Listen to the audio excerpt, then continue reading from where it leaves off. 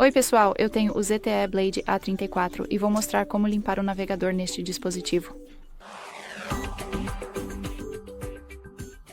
Então vamos começar abrindo o seu navegador, no meu caso, será o Google Chrome. Mas não se preocupe, essa operação é similar em navegadores comuns. Clicar no ícone de 3 pontos no canto superior e em Excluir dados de navegação.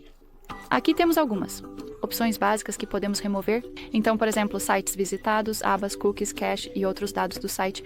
Podemos mudar o intervalo de tempo aqui. Basta escolher a opção preta para usar e então tocar em Excluir dados. No entanto, se você quiser remover um histórico de navegação mais avançado, toque em Mais opções. E aqui está, então, senhas salvas, dados de preenchimento automático e configurações do site. Então, basta marcar a opção, mudar o intervalo de tempo novamente se você quiser e tocar em Excluir dados. E basicamente é isso. Certo? Muito obrigado por assistir. Por favor, clique no botão de se inscrever e deixe seu like.